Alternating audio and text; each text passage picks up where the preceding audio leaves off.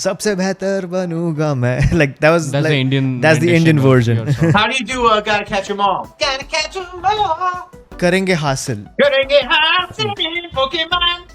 Whoa. Whoa.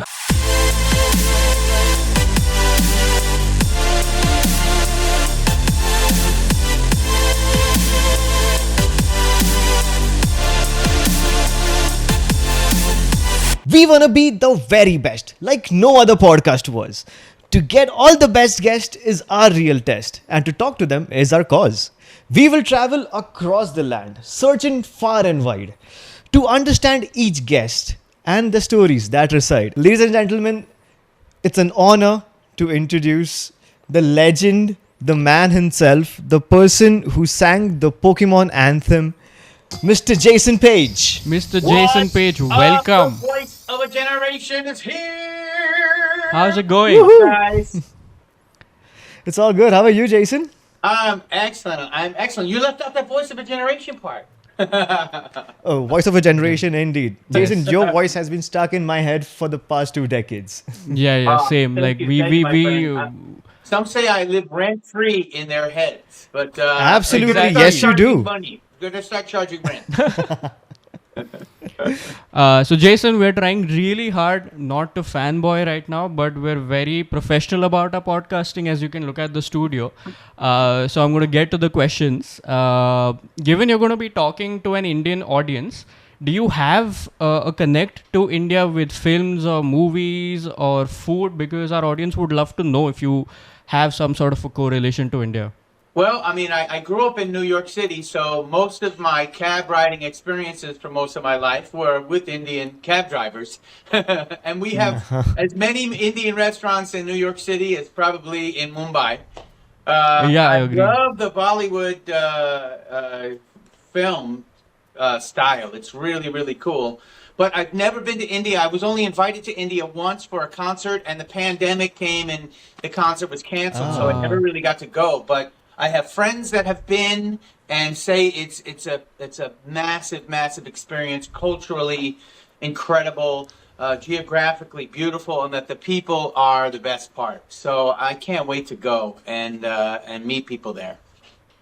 Yeah, I think we would love to have you here someday. Yeah. And I'll just tell you in advance, when you actually come to India, the fans are going to be crazy. So just be aware. You're going to get a lot of love from the folks here. Yeah. Just a brief introduction for our audience at home. Like for us, Jason Paige is the voice that's exactly like living in our heads rent free, like for like because a of long time. Yeah, because of the Pokemon song. But Jason, when we were researching about you for the podcast, like we were blown, like we were like shocked because we didn't know like you've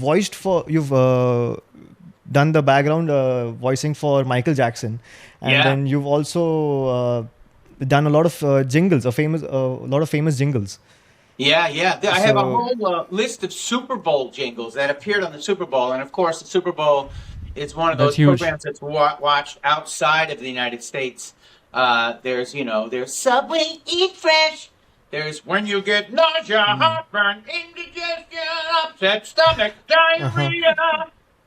There's Icy, Little Silhouette of a Can, Mountain Dew, time to do the slam dango. The big Queen Bohemian Rhapsody Super Bowl commercial. 'Cause I'm the tax man, yeah, I'm your tax man. An H&R Block Super Bowl commercial. And I would do anything for love. When the Eminem is getting chased around by the girl, she's trying to eat him. Another big Super Bowl commercial. So, besides that, a lot of movies as well that are seen worldwide, like The Muppets or Sausage Party, Jersey Boys, Annie. Yeah. So my career is a lot of times in the studio, in the back, with no credit. So, and Pokemon is one of those types of things where you just sing it for the show and you walk out and hope it goes well. Planting the seed and hoping that they water it, and you guys watered that seed, and now we have the jungle of ecosystem that has grown out of that. And so thank you so much. I spent 4 hours back in 1997, 98 you spent 4,000 Yeah. hours throughout your whole life, and now I'm here now and at all the events and all the things I do, trying to catch up to the real Pokemon fans that made the ecosystem what it is. Uh-huh. Like based like on that same point, what I wanted to discuss was like let's rewind time back to 1997, 98, when you were there in the studio recording the Pokemon theme song. Did you expect this to blow up as it has? Yeah, we're wondering what was going on in your mind while you were recording. Well, the same thing that's going on in my mind right now. I'm trying to hit the ball out of the park, to use a baseball analogy. I'm trying to go for the touchdown. To use the football analogy. I'm going for the three-pointer. I'm trying to win the game all the time in everything that I do. So it's just that we didn't know what winning the game would look like with relative to Pokemon. At the time, Lego Mania was out.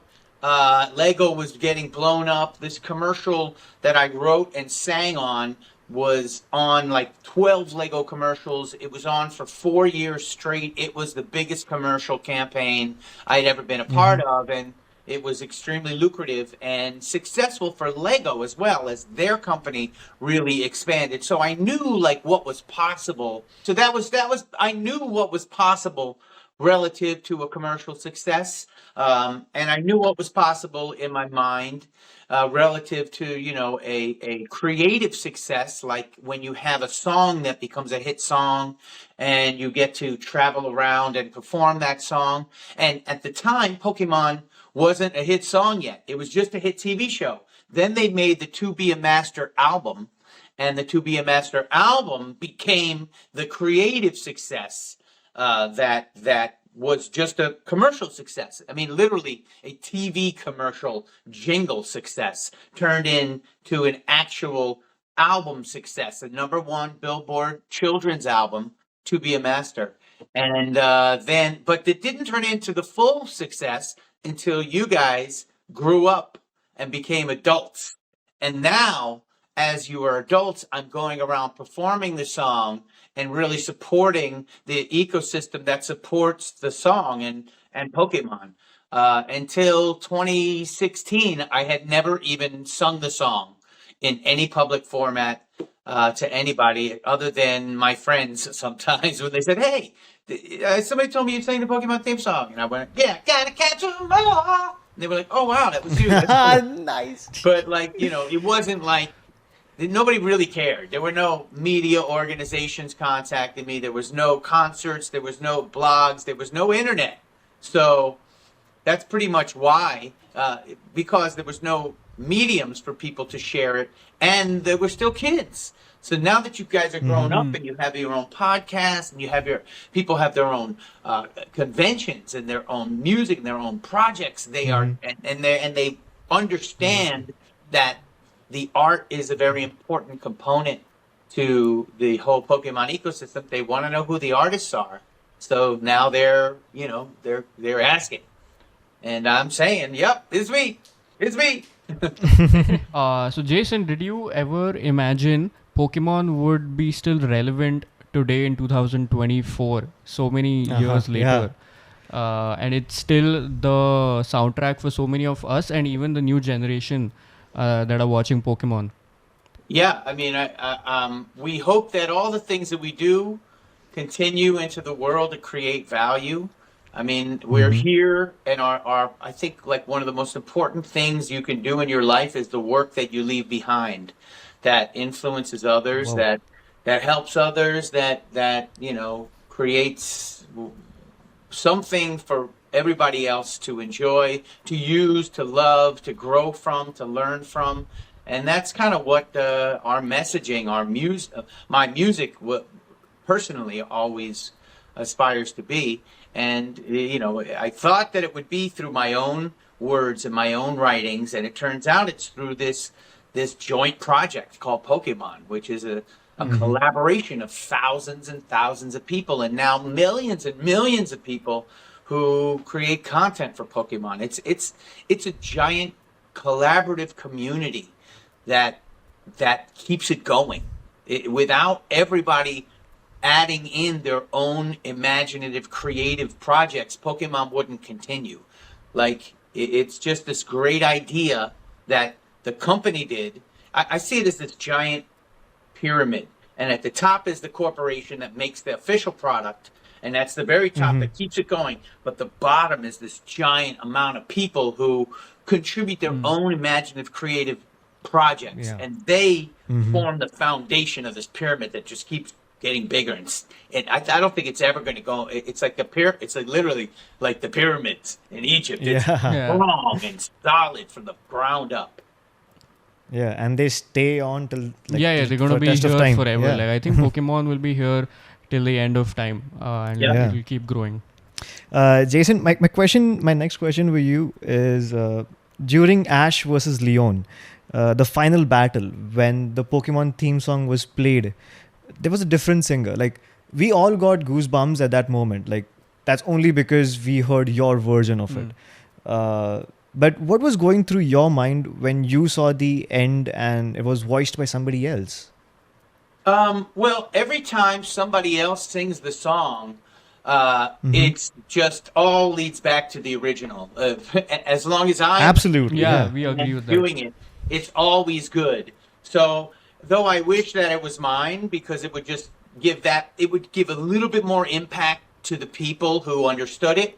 But it didn't. It doesn't matter, because the people who never heard it before are going to hear that song right then and there, and they're going to search online for it, and I'm going to come up, or somebody else's song, Pokemon, will come up, or the Indian version will come up, or the Arabic version, or the Spanish version, or the German version, or the French. There's so many incredible versions of marching bands are playing the song. So I'm thrilled whenever any public broadcast uses the song, because it just creates happiness. And I'm out there doing it where I do it, and you guys should do it where you do it, and Pokemon should do it every episode. Put a different singer in there. Come on.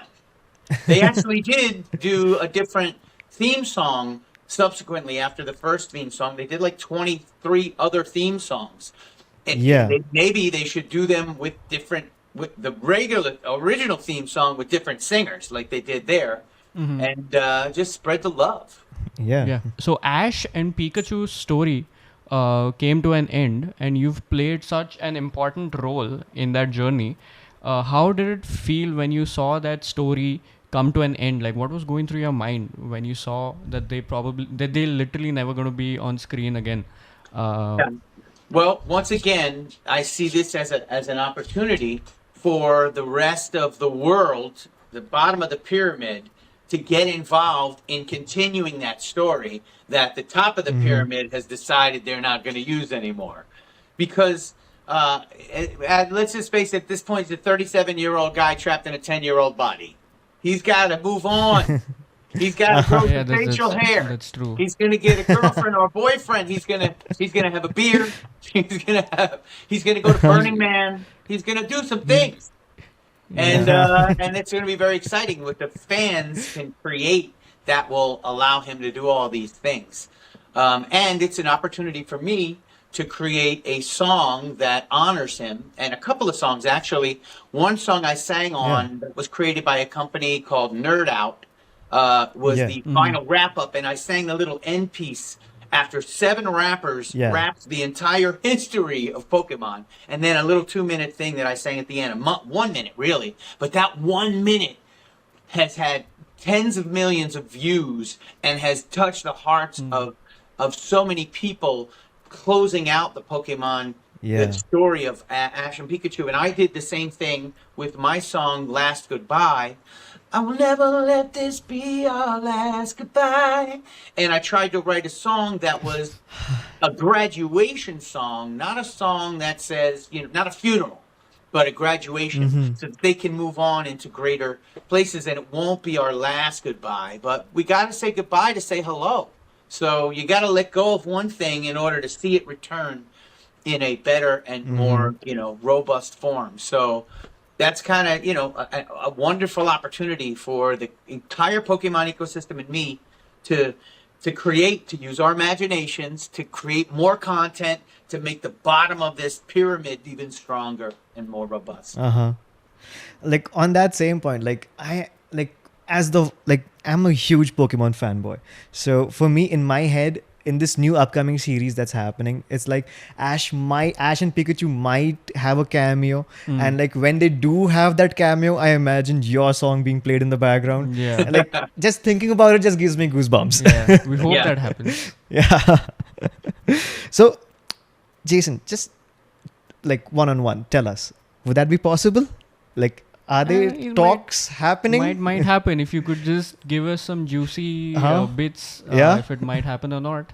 Like I said, they're very surprising. Pokemon Corporation up top, they do a lot of great things. They create a lot of great content.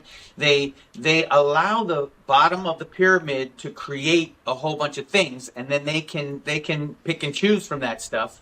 But there hasn't been anything official, but I'm fully open to it, and I am as brand friendly as I can possibly get with in terms of how I embrace the Pokemon ecosystem, my contact with the fans, and increasing my knowledge of the cards and the games and the ecosystem and how it works and even in contact with the writers of the theme song and other voice actors that I see at these events all the time. So, we are.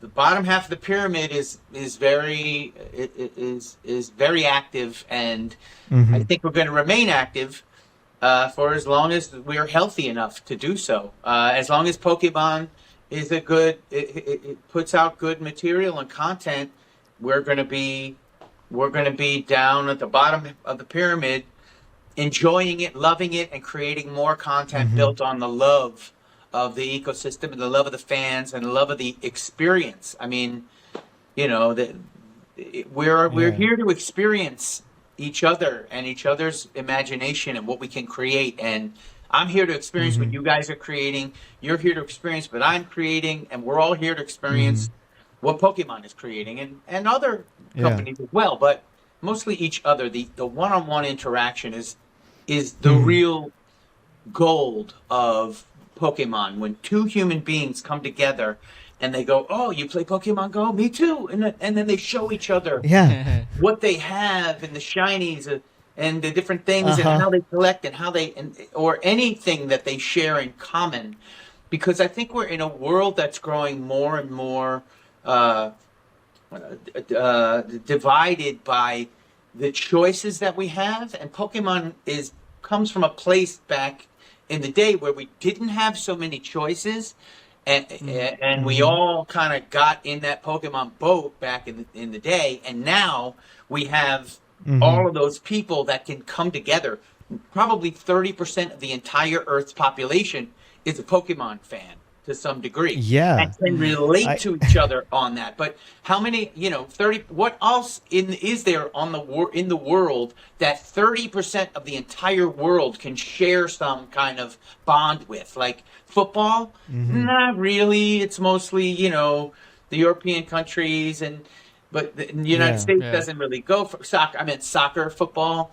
There's not Michael Jackson, but Michael Jackson is already sort of, my generation below, because he hasn't been active since 2008. So there's not many artists. Taylor Swift, everybody loves Taylor Swift, but she's not 25 years, 28, 27, 8 years of global awareness of Taylor Swift, and she doesn't have video games and movies and TV shows and card games and all the other things. So this one ecosystem is kind of like it's a Pokemon world. That's why it's interesting that Pokemon calls their tournament worlds, because it's a Pokemon world. 30%. And I don't think there's anything else that occupies that much space rent free in minds. Although it's not free, because people do pay lots of money for their Pokemon things. On that same point, like when Pokemon Go came out in 2016, that was like, I guess 18 years after the first song ever came out. when the entire world went out there to play Pokemon Go, like Varun and I, we still go out and play Pokemon Yeah, Go. we still play Pokemon Yeah, Go. like I'm on level 33, by the way. Oh yeah. Level 33. Back in 2016, like the entire world is playing Pokemon Go, like from New York, Chicago to Sydney to India. It was like a Yep. global phenomenon. A global when it was phenomena, happening, yeah. Like people used to gather in groups and they would sing your song. So how did that feel? And like, were you expecting that to happen? That was just the key moment of, oh my God, this is really I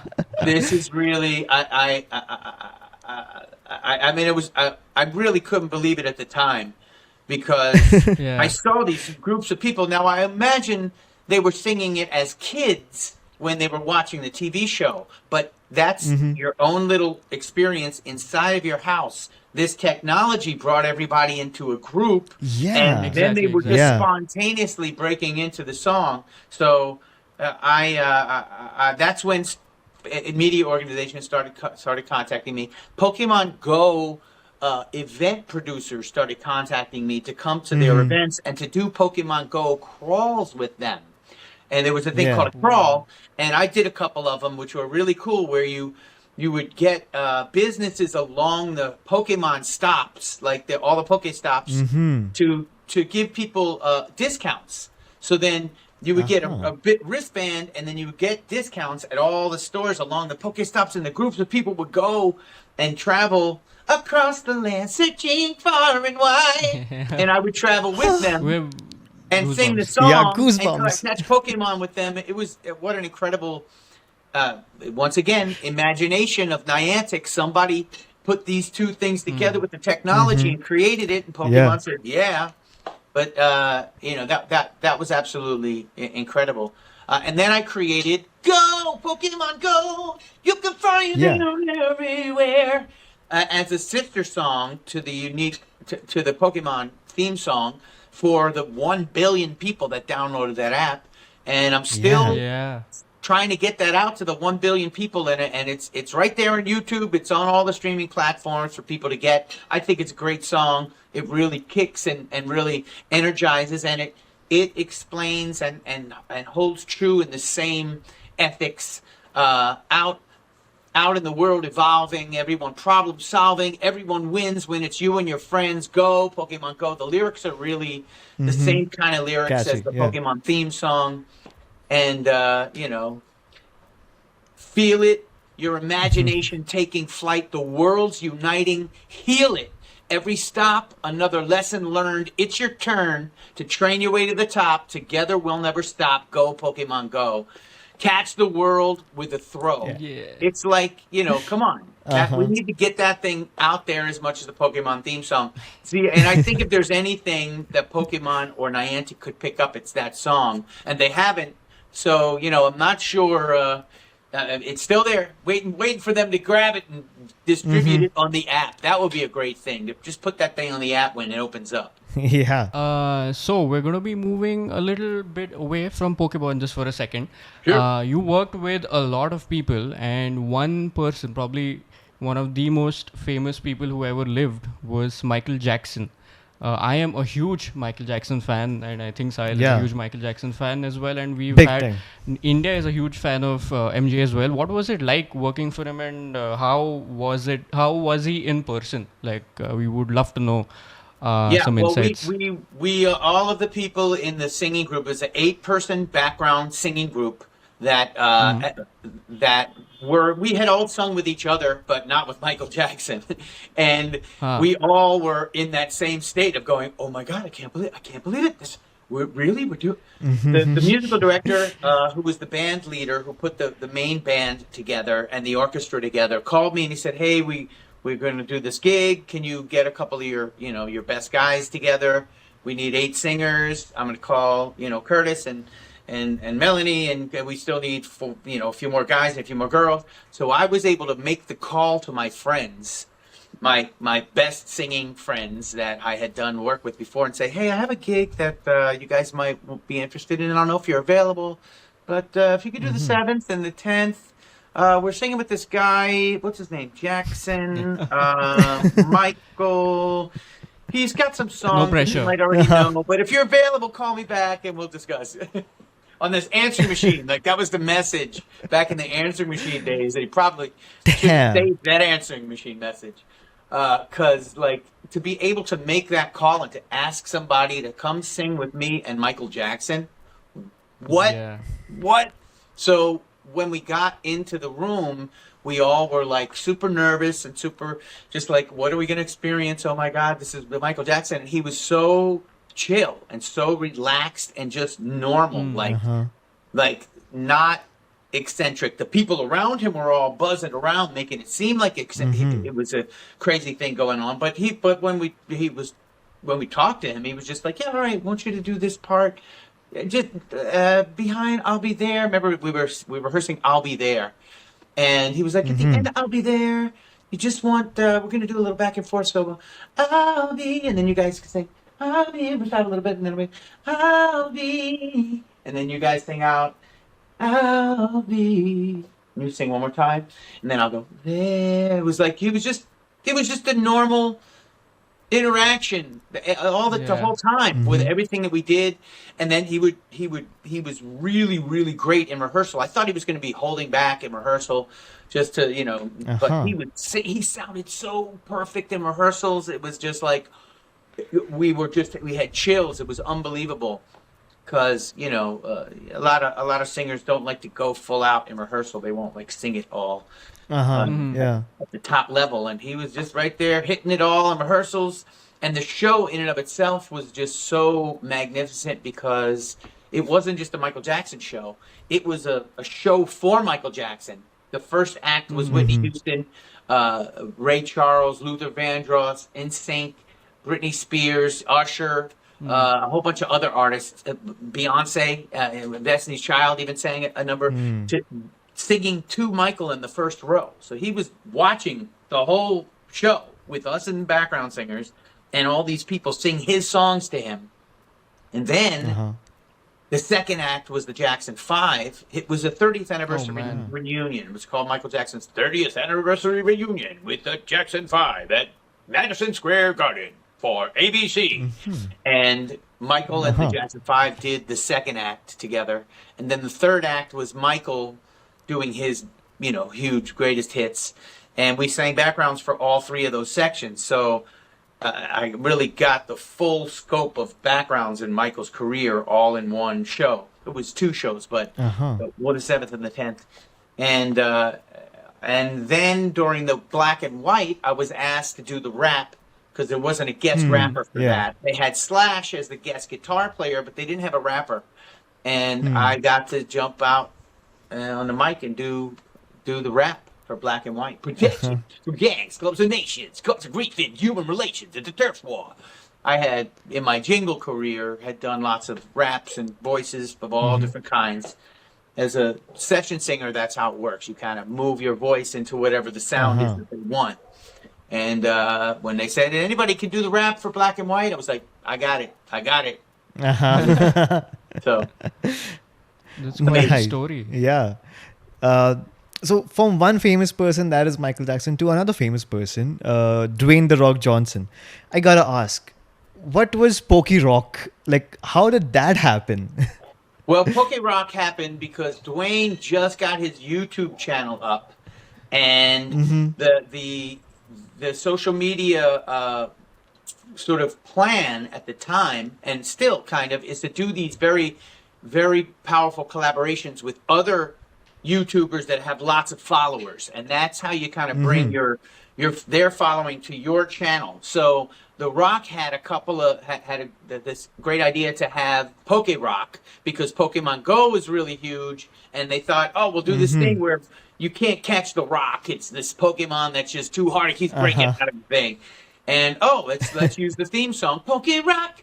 Get the theme song guy to sing it. So he contacted me to sing it. I did a recording of it and sent it to them, and they did the whole thing without me even present. They had put it on the end of one of these big YouTubers' videos Matt and Pat, got yeah, lots of views. So film then they theorist. decided, oh wow, this is great. We should make like a video just of the song.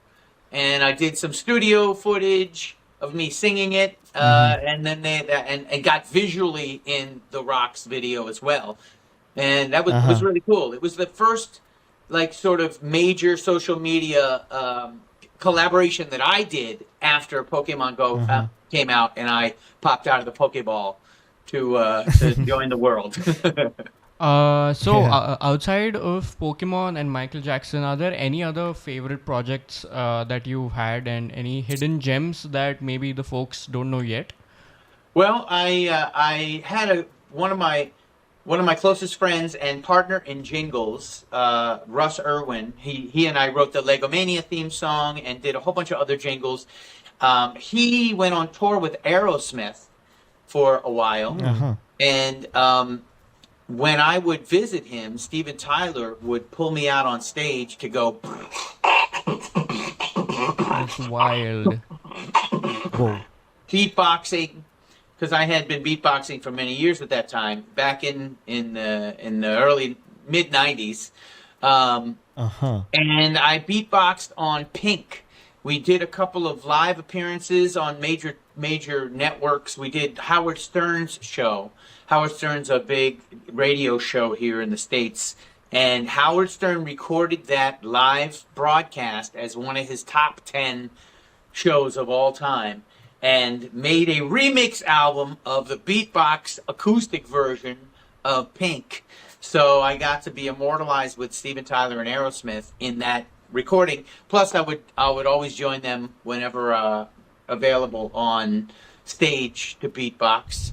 And I've also been on tour with Enrique Iglesias as a background singer, and Alita Adams as a background singer. You know, she's the one that sings, "You can reach me by trailways. I don't care how you get here if you can." And I sang as the lead singer for Blood, Sweat, and Tears for about a year. Blood, Sweat, and Tears is an old band that actually I went to their first concert in the womb while I was not even outside my mom's body. She took me to Blood, Sweat, and Tears to hear their song, "What Goes Up Must Come Down. Spinning wheel, got to go around." That's one of their songs. And other song, "You Make Me So Very Happy. I'm so glad you came into my life." It's a amazing band with incredible horn players, and I was glad to be their lead singer for about a year. And you know, lots of other celebrity experiences and sightings and collaborations. Neil Patrick Harris hired me to sing in Rent at the Hollywood Bowl. He's a super dude and with an amazing career and lots of great work. You know, the list just goes on and on. That's my backdrop that I usually have that has all of the different things on it. Okay, like let's get the conversation back to Pokemon. Yeah. Jason, I gotta ask, like, you said that you are a sessions singer. So while recording the Pokemon theme song, like, do you get royalties of it, or was it like, were you paid one time for it? Because like that song, like, has not just been playing in my head, but like regularly when we sit for recording, when we want to hype ourselves up, we actually like, listen to that. Yeah, we play the song in the background. So like, what was the payment system for that? No, there are no royalties for the sale of the song or the publishing royalties or playing. When it was created, this is pre-internet collection. So it was what's considered a buyout. And then there was a one-time fee that was paid for the album version. So the TV version is one version. It's about 1 minute and 6 seconds long. And the album version with the solo and the second verse and the outro, all of that, that's a longer thing. And that one received a one-time fee buyout as well. So no, I don't get any royalties. You guys are my royalty. And, you know, when I go on events, I sign these cards and I sign other cards and people's items. And on my webshop, you can find these cards as well. And my autograph is the royalty that I get now. And that's because of you guys and all the time and energy that you've invested into the ecosystem. But so there's so many products that were created that there isn't even a royalty structure at the time that would cover all of the things that exist. For instance, how much is this worth? Here we go. Damn nice. Check it out. This is a room greeter. It was in. It was in Blockbuster Video back in the day, and every time somebody walked by, this would play. It would play that little snippet of the song. So, how do you pay somebody for that? How do you even know how many times this thing got walked by? You can't really collect visuals for these types of things because they never existed before. And new ways of distributing the song keep on happening. All of the Instagram stories and YouTube reels that now use the song, and people singing it in the streets. How you to collect money from people singing it spontaneously at a Pokemon Go? It's it's better that you just get one-time fee and then it's off to the races. They can use it everywhere and do whatever they want to do with it. Like this toy and many other things. The videotapes, here, check this out. I have a video right here. Videotapes that are sealed and signed inside of the wrapper. They can only be graded when they're in there. This is a VHS tape. You guys know what VHS tapes are? Yeah. Because some people. This is how we used to watch Pokemon, guys. If you're under the age of 35, maybe. 30. I'm almost 30. Yeah, I've used a VHS. Yeah, I'm a few years away from 30, but I know what a VHS is. It's a relic. We've used those here. It's a relic. It's incredible that you really had to work to watch the TV show, but the song is on there in the beginning of the show, and there's these things get sold on the street corners all around the world. Back in the day, so you can't really track those things. Yeah. So I guess this gets us to the end of our podcast, Jason. But before we end, I have to ask you, doing some research on you, I know you've dodged this question when somebody asks you your favorite Pokemon. My question to you is, which Pokemon would you choose as your starter? Charmander, Squirtle, or Bulbasaur? Yeah, it's Bulbasaur because Bulbasaur is the first one ever created. So you gotta choose the number one for the first one. Did we just get a scoop then? We finally got it. Yeah. Thank you for that answer. Yeah, you got it. So, Jason, just a few words for the fans over here in India. Like again, as I said, we have a huge fan base over here. Some words for us, on JioCinema, the OTT platform on which this episode is streaming, has a huge library of Pokemon, from the first season to the latest one. And a lot of people do watch that. So any words for your Indian audience? Just, I can't wait to come out to India and meet you guys in person, perform the song and all of my other Pokemon material in person, and my own original material as well. That's all in line with inspirational, powerful, empowering, imaginative music, because I hear there's an incredible amount of imagination in India, and that the spirit and the joy in people is off the charts, and I can't wait to come there and experience it. So continue to be the very best you, the unique person you are, like no one ever was, and expand your imagination and create things that everybody will have and be able to enjoy for the rest of time. Well, it's Mr. Jason Paige. It's been an honor to have you on the show. We've had a great time. Hope you did as well. Hope to get to see you in India soon in person. Yeah, we would love to make you hear the Indian Pokemon theme song. Yeah.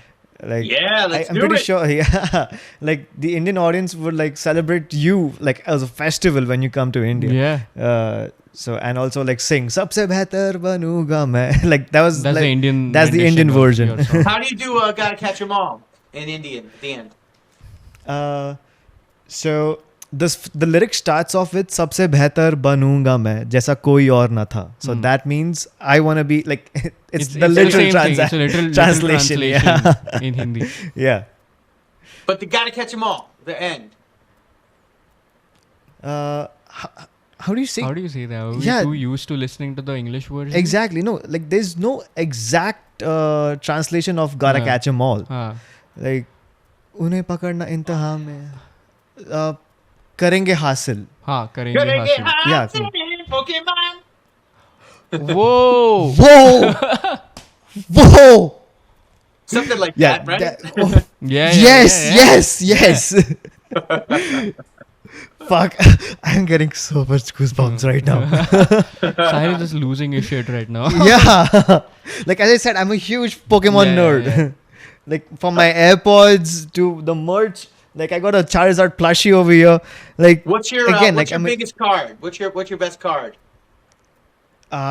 So I did not have the original Pokemon cards in India. So we used to get these bootleg versions of Pokemon cards. Oh, you got the fake ones. Yeah, we got the fake ones here in India. Yeah. So do they have Indian cards? Do they have specific Indian Pokemon cards? No. They were exact copies of the original American ones. So they could sell it at a cheaper price, so people could actually buy it here. Yeah. All right. So we did get the McDonald's toys. Yeah, if I come to India, I'll be signing a lot of fake Pokemon cards. Most likely, yes. It doesn't matter, the real ones. Original sign on the fake cards. I actually have a couple of them in my book because they're so cool. People make the fake ones, and sometimes they're so interesting anyway. I keep them, but it's about the sentimental value. Whatever it is you have, it's what you've invested your mind in. It's just a piece of paper, cardboard with some art on it. Doesn't matter if it's a fake one or the real one. It's what you believe about it that's so empowering. So exactly. Bring it on. Bring me the fake cards to sign. That's great. I can't wait to sign all the fake cards. Fake cards with your original sign. Yeah. That's the dream. Yep. There you go. Soon. Yeah. Yes. Okay, Jason. Thank you so much for coming on our podcast. Thank you, guys. Thank you. Excellent to be with you. Yeah. Thank you to all of our viewers at home who are watching this episode. It's been an absolute honor and pleasure. Jason, I just want to say I absolutely love your energy and enthusiasm. Like I felt great talking to you, and I feel I have more energy now after talking to you as well. Yeah, like we are going to go out and catch some Pokemon right now. Yeah, let's do it. Let's go. Gotta catch them all. Oh, come on, Pikachu, be quiet. Okay, thank you everybody for watching this episode. Thank you so much. Ciao. Bye-bye. Whoa. What card is that? That's the Jason Paige card. Oh, the strongest Pokecard. The strongest Pokemon. We want to see those in India soon.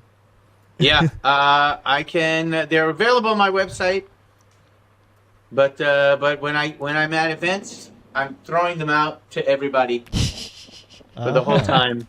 Nice. They're just giving them away, and then people bring them to get them signed as well. And I have quite a few of my own cards. All over the place. Here, I'll show you a couple of them. We got the metal card. This is the first one that I ever made on Etsy. That's so cool. Somebody made an Etsy card of it, and then I had somebody make this one, which is pretty cool. It's more like a trainer card. What did he put on the back? Yeah, and on that one they put the real Pokemon back. And then I got a gold one made, that's metal. And then I got a silver one made, that's metal. And then, where did we go? Oh, then we have that one. That's the one that I just showed you signed. And then there's a game called Nostalgics. And Nostalgic made a card in order to put it in their game. And it's a playable card in the game. Kind of what Pokemon should do. They should make a Jason Paige trainer card. There's another way they could incorporate me, but this other company did anyway. They were like, "Yeah, we could get a Jason Page card." So Awesome. I go to stores and greet people in stores. So it's not just Comic-Con events. You have Comic-Cons there, yeah? Yeah. Yeah, maybe that's the way to do it. One of these big Comic-Cons will bring me in an organized fashion. Yeah. Maybe we could tell them. Yeah, like we could actually connect with the folks at Comic Con And yeah. let them know about you and how much you want to visit India soon. Yeah. Yeah. I mean, I'd love to. I mean, like I said, I've been to Malaysia, I've been to Philippines, I've been to Dubai, I've been to Qatar. I've been asked to go to South Africa and New Zealand. We're working that out now, but India is definitely on my list. I want to go to the places that I haven't been, where they're real for Pokemon fans, doing things, and that's India. Where I can perform the music more than just sit around and sign autographs, but performing the music is the real value in front of thousands of people. It's just amazing because everybody has that shared experience, like at the Pokemon Go place, like you said, that they're all singing it together. That and other Pokemon material. So it's not just that, it's a full hour of music that people can sing together. Anyway, hook it up, guys. Hook it up. I'll come in. I'll be in studio for that one. Oh, yes. We would love that. Yeah, we would love to have you in the studio. Like that's when we could actually have a 4-person podcast. Like right now, because of the limitations of the platform that we are recording this on, we couldn't get Aryan on the podcast. But Aryan was like dying to talk to you. Like all the questions. Cool. Actually, I think it's not right for me to like sit over here. Aryan, could you? Aryan, yes. Yeah. He's just gonna come in and talk to you a little for 2 minutes. He's a huge fan. All right, cool. There he is. What's up, dude? All good. How are you? Are you having fun on the podcast? Good. Excellent podcast. It looks like you guys got a good setup there. Were you back there doing technical support? Yes. Yeah.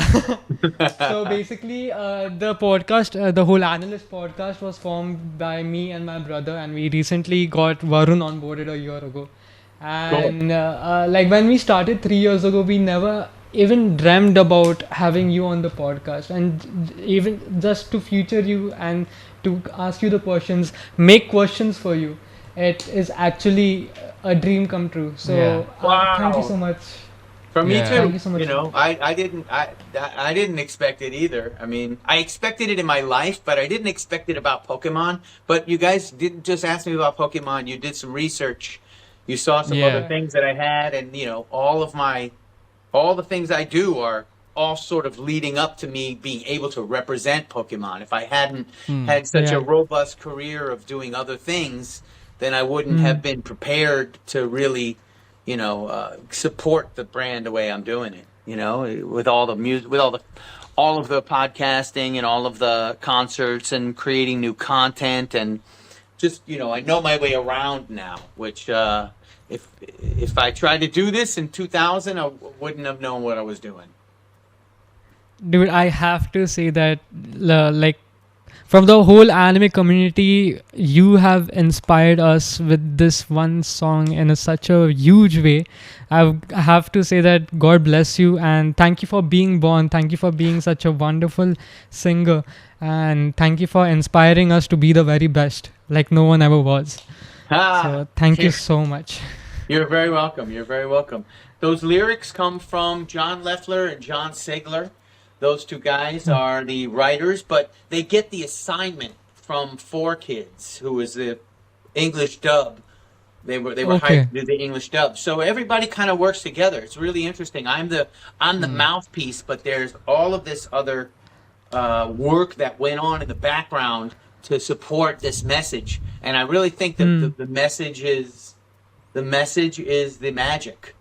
Because that's what we're all trying to do. Magic. Yeah. We're trying to be the very best, like no one ever was, and my job is to deliver the message so that everybody gets it.